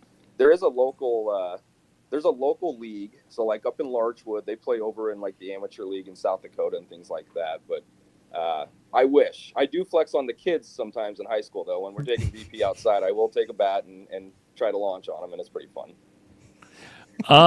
You've mentioned the positive that you've heard. What's the negative have you gotten much pushback? So yeah, from the Hawkeyes fans, they seem to hate it. They're just immediately really like, no. Oh, because they feel like they have a monopoly on it, and they don't want that. That would be my assumption. I think some are just trolling, right? It's Iowa State and UNI, and they just like probably the biggest thing to me, and I don't want to just chalk it up to this to try to not have the argument. I'm more than happy to try to have the argument. I think some people just don't like baseball, and they're just like, nah, screw it, that's stupid, right? And so some of them have been honest about it and just straight up said it. And then, like I said, you have the people that are like, oh, we should be spending our time on other things. It's like I share education. I have my time spent on a lot of other things. I did this like midnight. Really requested it like right before I went to bed. All right, bring it back. I mean, it doesn't take much time. So, but what you guys have brought up is the conversation is like, all right, we don't want to tie our athletic department's hands. So is it workable? This is not something I'm going to file, but like I would kind of assume. I think you and I was talking about bringing girls or women's wrestling. It's popping up. I know in my area, girls wrestling's become super popular. Yeah. So I imagine they're going to have those conversations about adding those sports in the future. So, yeah. Well, good stuff. Thanks for so how long does it take this to go? I mean, is this like a 2-year process, a 6-month process, or, is it just this legislative session? Explain the state funnel to Travis. Yes, because I don't get it. So, the state, you have a bill, you go into a subcommittee, which is 3 people, and then it goes through a committee, then it has to pass the floor of the House, and it has to do that whole same process in the Senate. But not everything has to be fixed with a legislative bill. Sometimes a legislative bill can fix things on its own, and you can have conversations behind the scenes or try to kind of work it in a different way. So it can be a process. That's why everybody talks about, we have all these laws and all these things. It's like, they didn't just happen overnight. Some of this stuff takes years to actually get there. I could think of numerous things that people are still trying to do. And every bill there's no bill that I can think of off the top of my head that in its first form, if it has become law, is, in that same form. It always changes. You have 150, count the governor, you have 151 people with pride that have, opinions that want to be able to insert their opinions into different legislation. But I've enjoyed it. Skylar, give your percentage. What do you think this thing actually gets all the way through that process? So I'm one of 151, so do whatever percent that is. I would hope JD would vote with me. At least going in, though. At least you're realistic about it. I mean, let's be real. There's like 2,000 or 3,000 bills filed every General Assembly, so every 2 years. I mean, only a couple hundred of those, maybe 300, ever become law. Yeah. And some of those are very small things. But again, here I am talking with you guys. Here I am talking. It got us going. I learned your name because of this. So. Well, and it wasn't just to get my name out there. It's I got understand alumni that. and stuff. It's like, hey, these guys are, and I did find through this, there are some wealthy guys that played at Iowa State that, are pissed. Sorry for the language, for lack of a better word, and have said that they've had this conversation with Iowa State in the past. And that's the one I hear the most about is Iowa State, not necessarily UNI. I did fail to mention my college hitting coach at Northwestern was a UNI. He went to UNI. He was drafted out of UNI and played in the Pirates organization. He's now the head baseball coach at Morningside. I haven't heard from him, though. I was waiting for him to say something. He didn't say anything. So maybe he's disappointed in me. I don't know. He's busy. That's what it is, Skylar. I guess they are gearing up. They're going to be playing soon. So. Well, it's a long shot. I think we can all agree with that. But it does start the conversation. I love college baseball. I live in Omaha, right? So I get the College World Series every single year.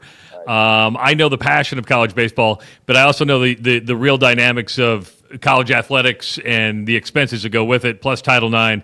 It's an uphill battle, but you're right. If you've done one thing, you've started the conversation. And we all know your name now, and we know your high school baseball. Where do you coach high school baseball at? Unity Christian up in Orange City. So we're a 2A school. They're growing a little bit, though. I got to tell them, hey, I don't know. 3A is a different level, man. Like, you got to hang out at the 2A You'll be level all right. for a bit. You'll be all right. Representative Wheeler. Thanks for giving us time, man. We appreciate it. Thanks, guys. Appreciate it. All right. Yep. Thank you. Representative Skylar Wheeler joining us on the Rush Radio Show. Good stuff. It's not going anywhere, right? I mean, I don't think it is. He's got the right attitude of it. What are your chances? Well, I'm one of 151, so whatever those odds are. Froze. You froze there for a second. We had your internet froze. Oh no, because that's funny, Trav. You did that earlier in the very first segment. In the first hour, you kind of froze for me for a minute. I was like, oh crap, I think I lost you. So yeah, but good guy. Of course, he's taking a beating in the chat because of public school funding and stuff like that. And I want to get into that, but it started a conversation. It's sports related. It comes up every once in a while. We have a lot of people who are passionate about college baseball, would like to see college baseball. But at the end of the day, you run an athletic department like a business, and baseball is not a moneymaker. It's just not a moneymaker. Okay, let's start with the actual concept here, and then we'll get into what people are saying about it. The actual concept, I think we've touched on it. It's not going to go anywhere. There's way too many logistical hurdles to try to get through. There's Title IX implications. If you're going to be adding women's wrestling, then I think what a great time to start this conversation and say, hey, what about baseball again? If you're going to be adding these women's sports and you're going to have to do something to add some men's scholarships, here's an opportunity to get back into the baseball game. And baseball, the talent level in Iowa continues to grow and grow, and that talent pool is getting deeper and bigger. Maybe now's the time to at least start that conversation. But we all agree it's not going to go anywhere. Real quick, I would say about what people are saying about if you're, why would you even focus on this? When I first started getting into politics, Travis, as a conservative kid, that was my thought all the time. Like, what the hell are we doing? Why would you even present something like this? And my brilliant mentor, Jan Michelson, used to always say, hey, you can walk and chew gum at the same time. There's so much time in a day for these guys to do this stuff. And I know a lot of people think it's a giant waste. I think he just explained it there. We're talking about he's spent more time chatting with us about it and responding to emails than he actually did wasting his taxpayer dollars down at the State House doing anything. And by the way, this stuff happens all the time. There are thousands of bills like this. This one just got talked about on our show. So it's not the waste of time that I once believed it was, and it does at least start the conversation in case you get into that situation down the road where you start a women's wrestling program, and now you're ahead of these other sports to be able to do it. And, of course, women's wrestling, one of the fastest growing sports in America right now. Of course, Iowa has a wrestling team. It's about to become a full-fledged NCAA sport. Iowa was ahead of the game on that, activated women's wrestling quick. We see it in the Olympics. We see it at the high school ranks. Women's wrestling, definitely sports that are going to be added to universities, not subtracted. Can we now transition into this conversation with absolutely with NIL money and wrestling, with the news yesterday of Iowa landing maybe their next Spencer Lee? And that is Bo Bassett, who is a Pennsylvania kid. He's the number one wrestler in the country coming out of high school, had narrowed his selection to Penn State, could have stayed home, Iowa, and Oklahoma State. Chose Iowa because that has been his lifelong favorite program.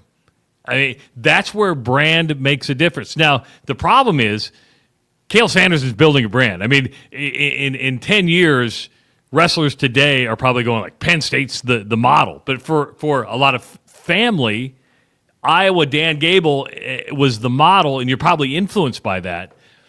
But that was big news for the Iowa wrestling program. Huge news. I have this look on my face because this does reek to me of Fred Hoiberg getting a contract at Nebraska and saying, this is always my dream job. My whole life, I wanted to be the head coach at Nebraska basketball. They showed up with the Brinks truck. Let's call this, and I'm not trying to doubt what he said, and I know this feels like I'm pissing on a parade. I don't mean to do that. The conversation should be about how $5 million is the rumored NIL deal for a wrestler. Travis, how do you get a return on that? You don't. How do you possibly over a lifetime get a return on a $5 million? So is this just pure passion? Is this just you've got enough people that are that passionate about seeing an Iowa wrestler get their hand raised or the Iowa team on top of the podium that $5 million? Now, that couldn't be Swarm money because the Swarm doesn't have $5 million. It's got to be coming from somewhere else. Now, wrestling clubs, there's money in there, but the Swarm didn't make $5 million last year. So it can't be Swarm money. I mean, I guess you build the let's say you build a program just like Penn State. Now you are getting. In just one of the comments, I did want to, he says looked up to Spencer Lee forever. Bo himself denied the $5 million. Well, is a kid going to come out and say, I got $5 million? You're not going to come out and say what your NIL deal is. And to Rock's point, I do think a lot of this NIL stuff is misreported. To your point, we don't know that it was $5 million. It's just the rumored number that was out there. Let's say it's 2.5. Let's say it's, in fact, you tell me what you think the number is. And I don't understand how you get the return on that. It's no matter what it is, if it's a 7-figure number, how do you get that return in college wrestling? When we just had a conversation about how, besides football, these sports, these athletic departments don't make money. Men's basketball at 2 of the 3 universities in Iowa. I don't know. So again, what I should be focused on is this is a great day for Hawkeye wrestling. This is a great day. You landed. This is a lot like getting Spencer Lee. This recruiting process, Trav, has been like watching Deal or No Deal, and maybe that's why another part of this thing to me of this, like I've always wanted to be a Hawkeye. This dude has My son, who's a high school wrestler, has been following this recruiting process. It has been like deal or no deal. He started with like a list of 50 teams and then said, okay, I'm going to narrow it down, and now I'm down to 40, and now I'm down to 30. And then he kept chipping teams off. Then he even went through a process where every day he was taking one team off of his list. So he's made an entire social media production out of eliminating all of these teams. If your entire life you knew that you were going to be a Hawkeye, then what? So again, what my reaction should be is, this is freaking awesome, man. And hopefully this is what the brands needed.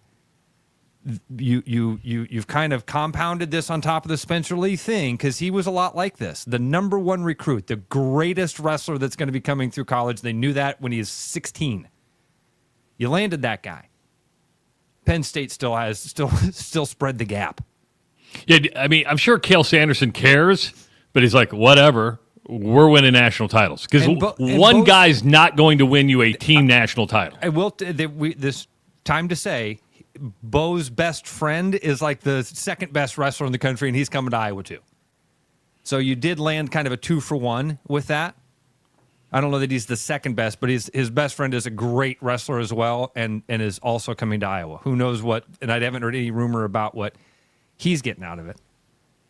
So hopefully this is enough, because what I really want, again, I'm a Hawkeye fan, so what I want is for the Hawkeyes to win the national title. I want them to have multiple national champions. I want them to be the team that we all get together and get excited about them beating Penn State. I want them to have these iconic imagery moments again, like it used to be. I want to be back on top of the mountain. And if Bo helps get us there, then awesome. You know, I went down, and I rarely do this, the rabbit hole of college wrestling last night. And because you kind of knew the significance of landing a kid like this. But it's amazing how people were celebrating the win, but yet criticizing it like, well, we're glad you came to Iowa, but too bad you're not going to get the coaching and the training that you need to take yourself to another level. I don't know if that's fair. I'm with you, but this is what happens when you don't live up to the standard that Cale Sanderson has set and Dan Gable before him. I mean, the standard at Iowa is domination. Yeah. Yeah, it's funny how we look at football and we're like, man, those stupid Nebraska fans living in the past, those stupid Alabama fans who won a national title every year, and then it gets to wrestling, and I am exactly that guy. I'm exactly that guy. We got second in the nation to the greatest team of all time.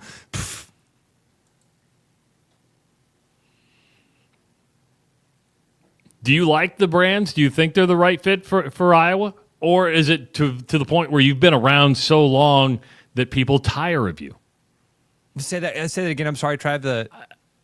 Do you like the brands? Do you think it's time for the brands? I was confused when you said that. I was thinking of Nike. Do you like a Nike and a Should there be a Nike school? Should there be an Adidas school? Do you like the brands they're attached to, or do you want to change that up a little bit? What's the right school you should be a part of? If you're going to have an apparel deal.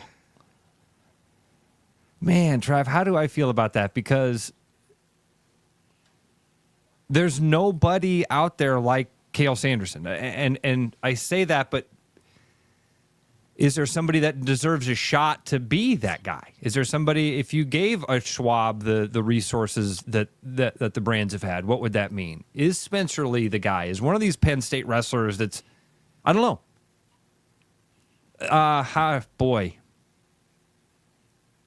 I don't know that the brands can reel in Cale Sanderson. But I'm also smart enough to know that there might not be anybody in the world that can.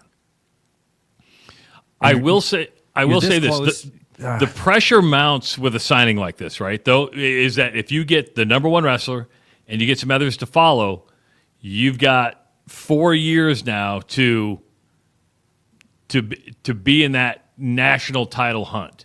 And you can say, well, they're number 2 in the country. They're in that national title hunt now. No, they're not. They're nowhere near the national title hunt. There's that big of a difference between Penn State and Iowa right now. We saw it last week in the duel, right? But people are going to expect results when you get a guy like Bo Bassett. And I do a lot of people saying that $5 million number is inflated. I don't know what the number is. There was obviously some cash thrown, and good for him. There should be, especially if you mean this much. If you're this important to a program and dude, his recruitment has been again, in wrestling circles, it's been a spectacle. It's crazy for wrestling. It shows you how rabid people are about their sport, the college sports, and the desire to have the best and the desire to win. It's there for everybody. 515-517-2303. That's the number to call. You can subscribe to our YouTube channel. Give this video a like. Subscribe to the channel. Join The Rush. You can follow us on X at Rush Mornings. And, of course, like our Facebook page. Coming up in about 10 to 15 minutes, Tammy Pescatelli going to be joining us. Also, Super Bowl is going on this week. Oh, yeah, that game called the Super Bowl is going to be played on Sunday. I heard a rumor that there's a reason to watch that game late into the game, Travis. I think I've heard that, too. It's The Rush Radio Show at therushradio.com.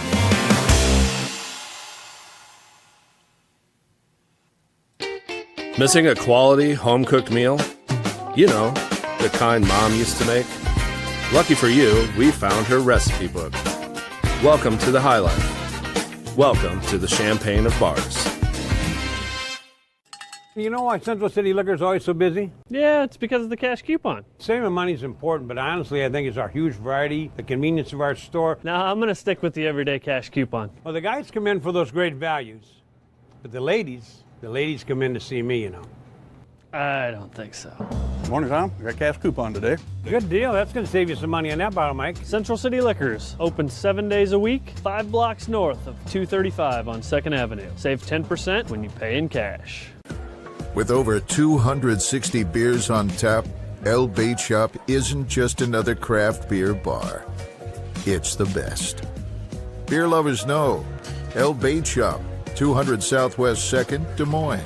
Start the new year with a new car at Willis Chevrolet of Granger.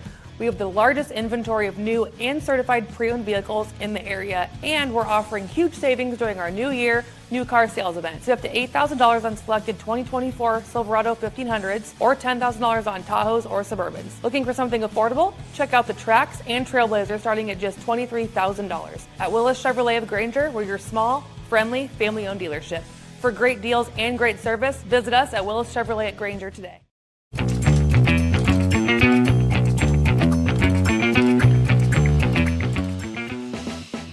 Listen all day long to The Rush Radio Show at therushradio.com. Click the Listen Live link. The show will be on a constant loop. If you want to start from beginning to end, just subscribe at your favorite podcast provider, wherever you get your podcasts, and just search The Rush Radio Show with Travis Justice and Ross Peterson. Gearing up for the Super Bowl. Does it seem like less talk for the Super Bowl this year? Yeah. Yeah, it does. Yeah. Why is that? Like, I forgot that it was like media row day until I saw something last night about Travis Kelce getting asked some stupid question by a guy that kind of pissed him off. And my brain just went in a totally different direction of like, why are we still doing this? Why do we still make these guys go out there and do this routine of like, all right, guys, stand out there in front of the backdrop and answer questions from, quite frankly, for the most part, not for the most part. I almost said for the most part, idiots. Not for the most part, but occasionally just ridiculous stuff. You know what I mean? Oh, I wonder who Jimmy Kimmel's going to send over there to ask silly questions about where they buy their hats. It's so dumb. I would say that Media Day has gotten less. Remember years ago when the people like would show up in all sorts of different outfits and stuff? I mean, I still think you get some crazy questions. I understand why you have a Media Day, But it just seems like media day is open for any clown that wants to go in and do something weird. I really think these media things in general, they've run their course, and for a long time they've been outdated. We have 24-hour news cycles now. Every coach has Twitter. Every coach is online. Every one of these athletic departments is dialed in with email blasts and everything else. We don't need this stuff.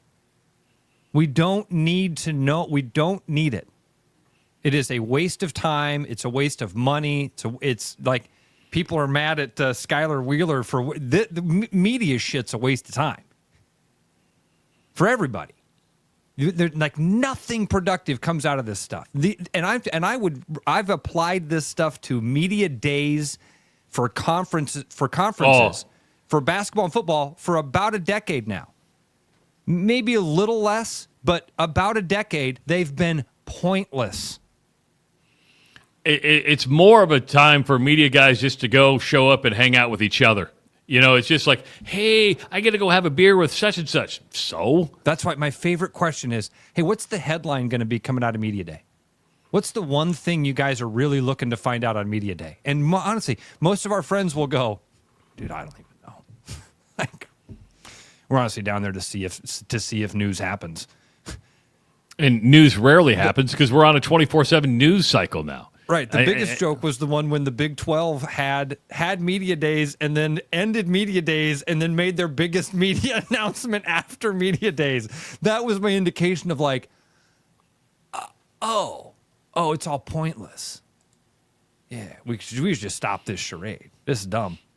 One of the questions asked at media days yesterday was to the director of officials, and they asked him if the fix was in for the Chiefs. See, this is the shit I'm talking about. That's exactly what I'm talking about. That official should not have to sit. What's he gonna say? What do you think he's gonna say? I actually like the answer. I'm paraphrasing here, but he said it's absurd. No official officiates a team more than twice in a year. You have 180 officials.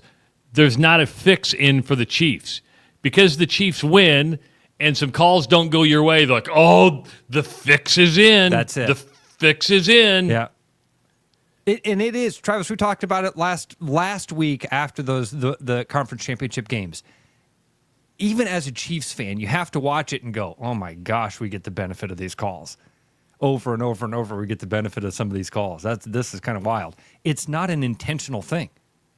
I really don't so anyway, but no matter if you think it is or not, is it that you think that official is going to go Nick Nolte and blue chips and all of a sudden go, you know what, guys, I've had enough. Yeah, I'm going to be honest with you. We fix it all. Yep, it's all fixed, and I've been a part of it for a long time, and no.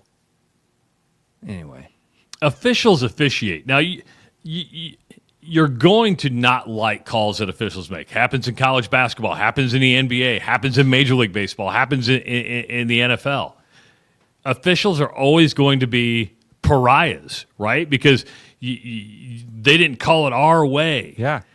Officials don't have an agenda except to get the calls right. You can think that they're bad at their job, and you can think that they've blown calls. I do it all the time. You watch a game, and you go, oh, man, that guy missed that, or for some reason didn't see it the way that I saw it. It's so easy to blame the officials. I host a podcast called Make the Right Calls. It's for college basketball officials. Dude, how many I didn't even know about that one. It's incredible. So I do it for the John Higgins Basketball Association. It's a private podcast just for officials at that high school, Division II, Division III, and Division I level. What? Yeah. How long have you been doing that? Since November. So it's brand new. And if you go to maketherightcalls.com, you'd have to purchase to listen to it. But I interviewed Pat Adams this past week. Pat Adams did the Iowa game last night.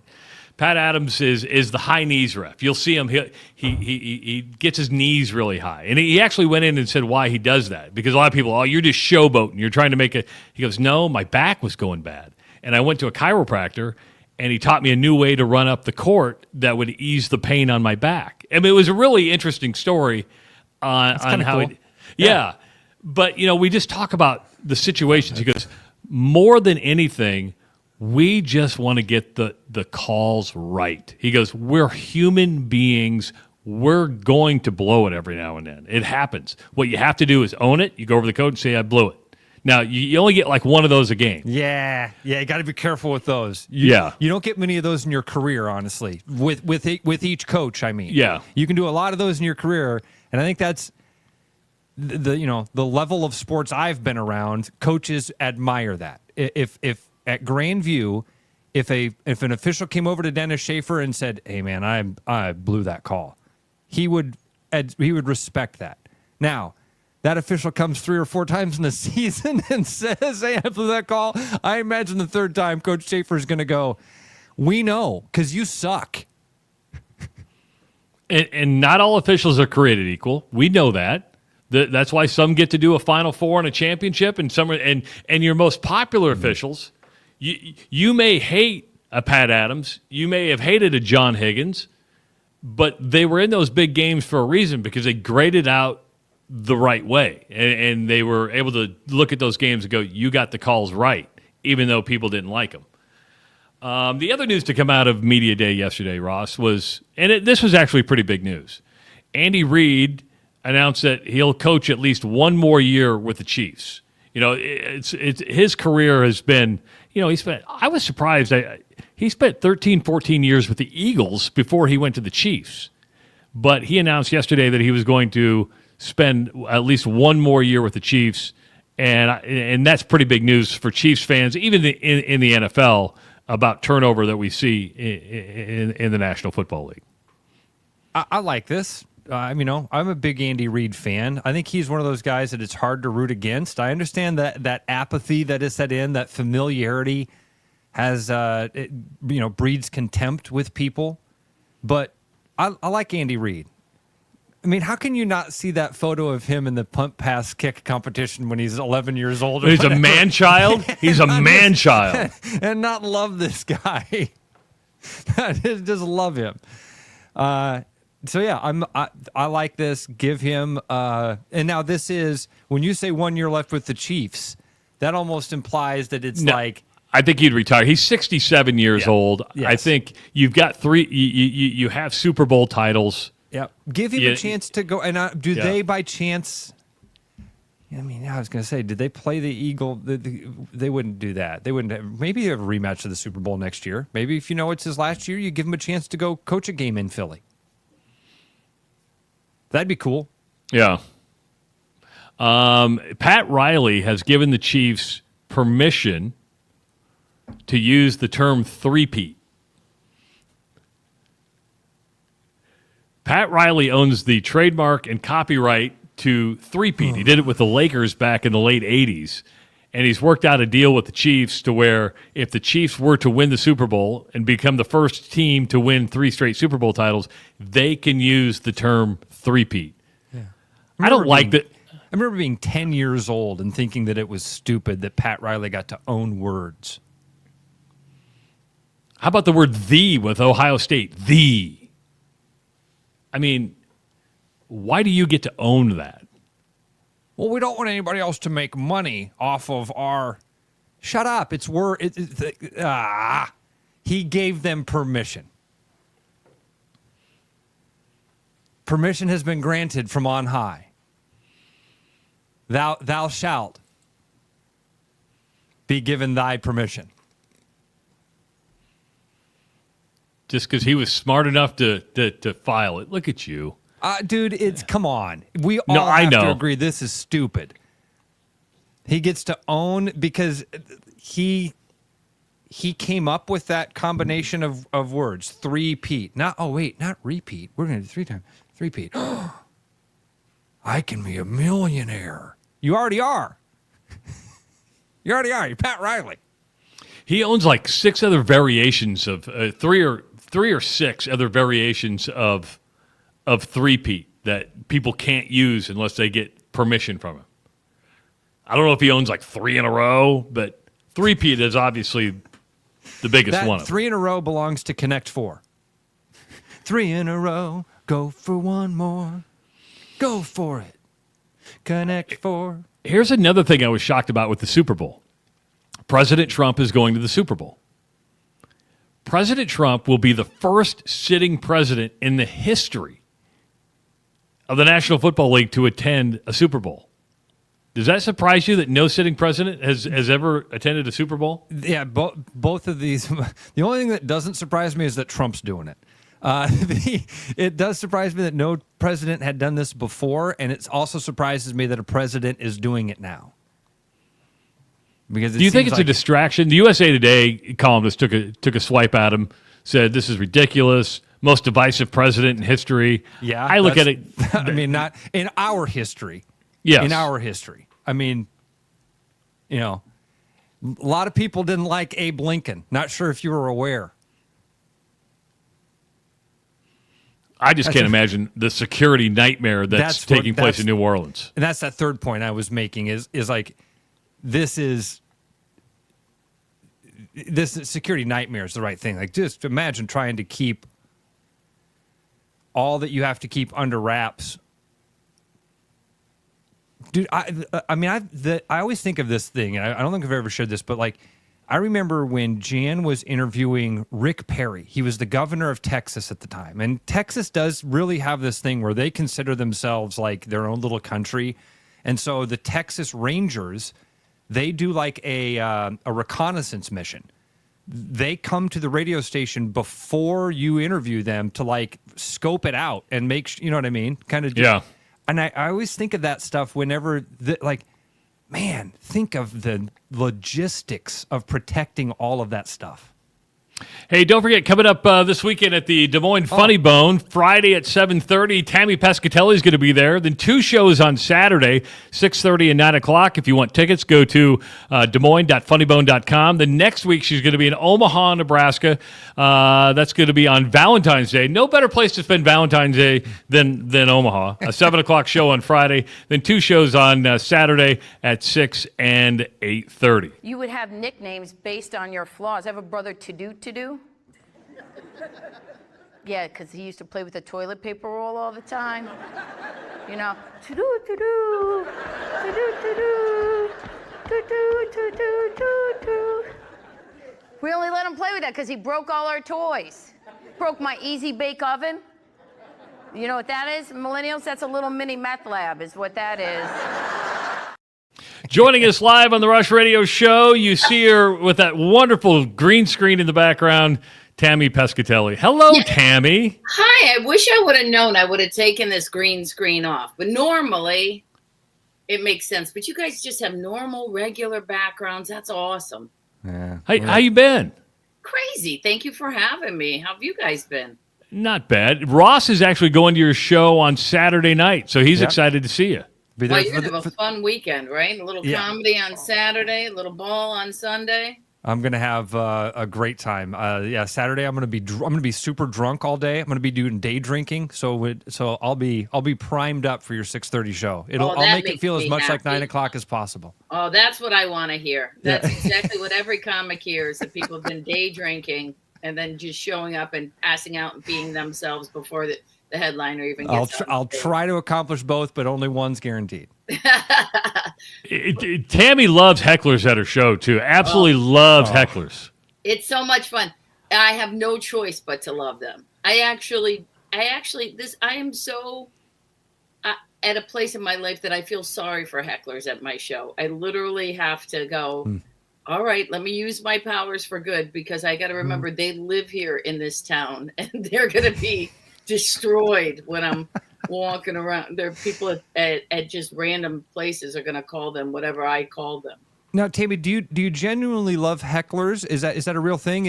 Okay. I thought he was being serious. No, I'm a verbal assassin, Ross. I started. You have to remember, when I started, female comics were a novelty. There is nothing that you can say to me as a heckler that I haven't heard or can combat. It is my specialty.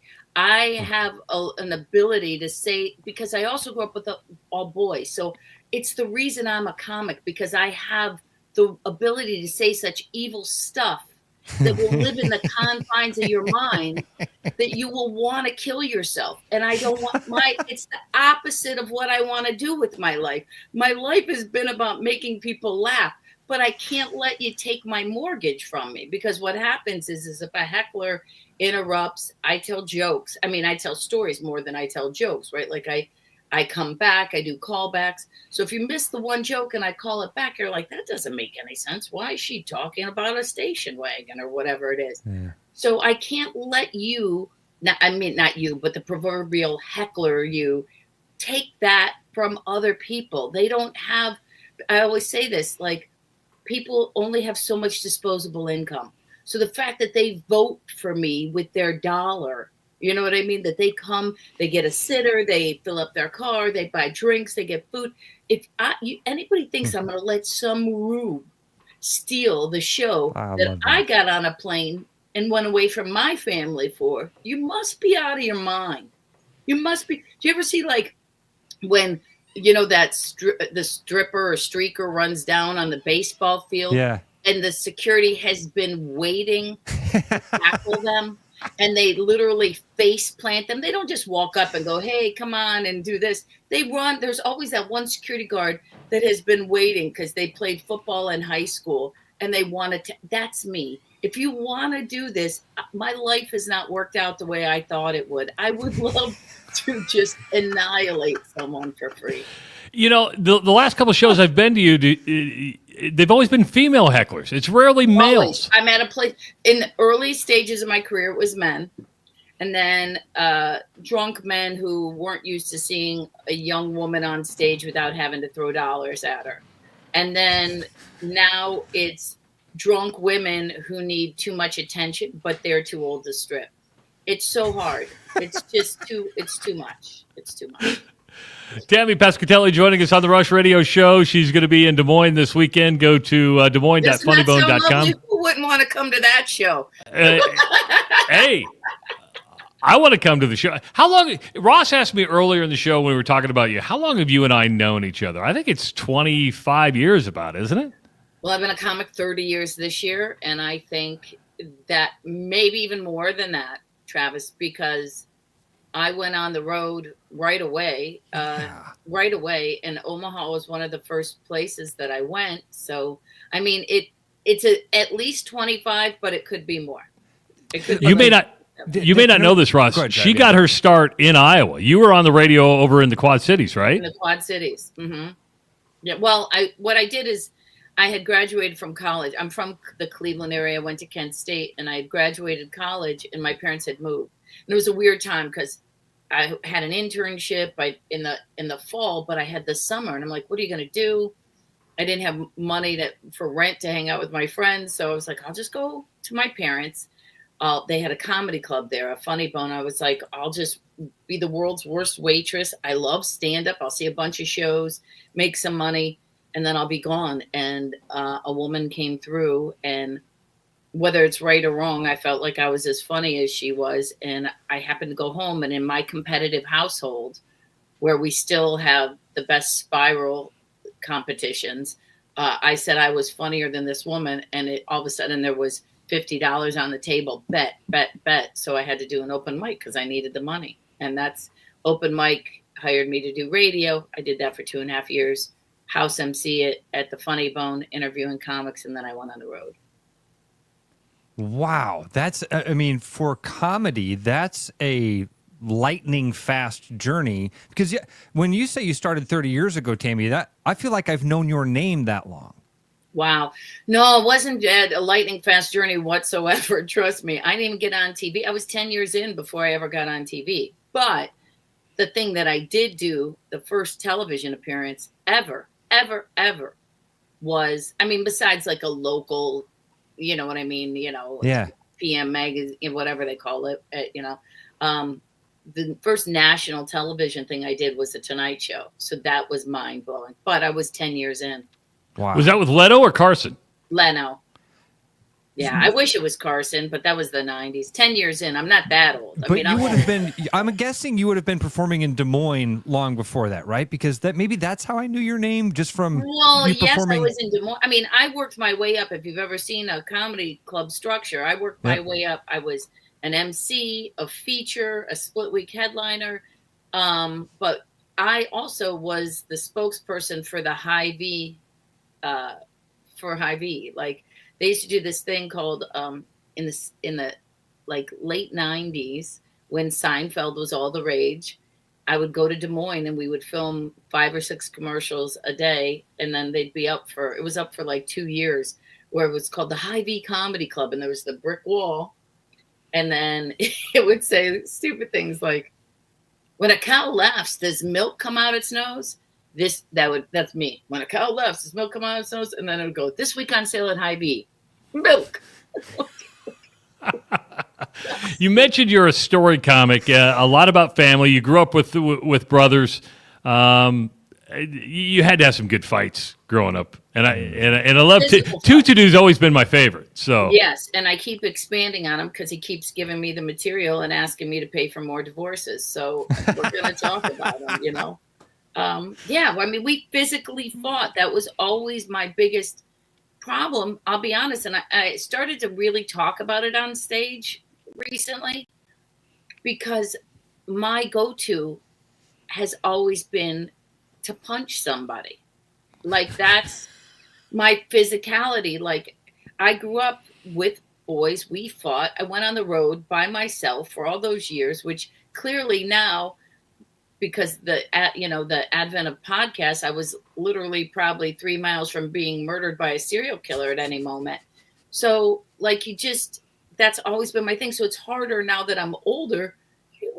What's this old lady going to be doing punching somebody? Like there's one thing if you know what I mean? So I don't want to punch someone and swing and miss and fall down and break a hip. Did I hear a rumor? A little birdie told me that it's going to be a family show this week because you're taking your son on the road with you? No, not this week. Next week? It's not he's just coming to hang out with me. I know it's not a family show, but the family's coming. So it is, I really do kind of do a family show. There are times that because I don't talk about sex because it's just not, I never felt comfortable with that. There might be like an adult cheeky joke, but it's not my wheelhouse. It's like I don't do politics. It's not my wheelhouse. And there are so many other comics who do that kind of stuff better. So it really is kind of all a family. And every once in a while now, I swear, but that's like, it's like, like anybody else, like if you're having that kind of day, I just let it come out, So Tammy Pescatelli at the Des Moines Funnybone, Friday at 7:30, Saturday 6:30 and 9 o'clock. Go to DesMoines.funnybone.com. If you're on the western half of Iowa, Omaha would be a good place to go see her. Again, nothing says love like Tammy on Valentine's. 7 o'clock show, and then, of course, 2 on Saturday at 6:30 and 8:30. Tammy, always good catching up with you. You're the best. And by the way, Anjanette was just in here, and she says hello.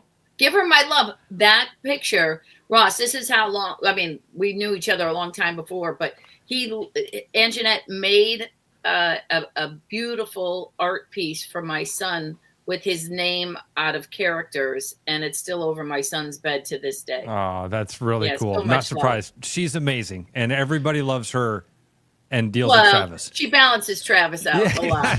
You're right. So, but I'm going to see you, Ross, this weekend. Yes. Trav, what? Huh? I'm going to be in Santa Fe, New Mexico when you're in town, so I'm going to miss you. Bring me some pottery. All right. We'll see you later. Thanks, Tammy. You're the best. You. Yep. Bye. Tammy Pescatelli joining us on the Rush Radio show. I swear I've known her name since 1985.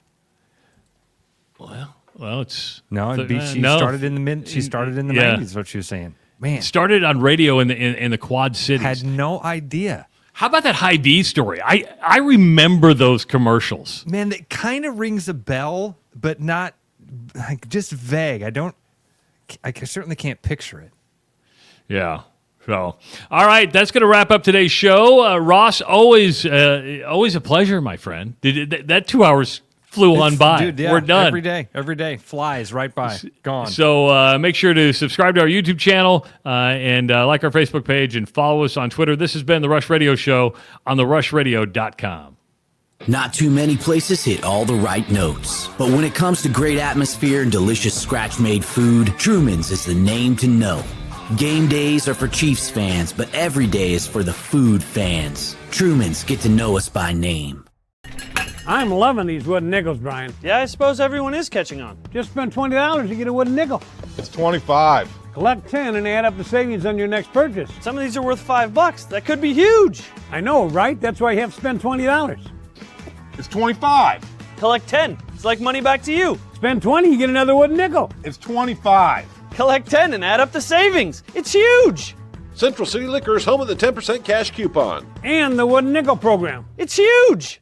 There's a new spin on casual dining near Drake University. Lucky Horse Beer and Burgers. Craveable faves, flatbreads, delicious burgers, frozen cocktails, and a crazy cool vibe. Get to Lucky Horse Beer and Burgers today. What's going on, everybody? It's Bobby here at Land Rover Des Moines. Just want to say Happy New Year, and I want to invite you guys in because right now we have over 35 Land Rovers in stock, ready for immediate delivery, like this Range Rover Sport here with $2,000 in loyalty. This is a great time to come on in, find a great vehicle at a great deal. So stop down and see us at the showroom or visit us at LandRoverDesMoines.com. We'll be glad you did.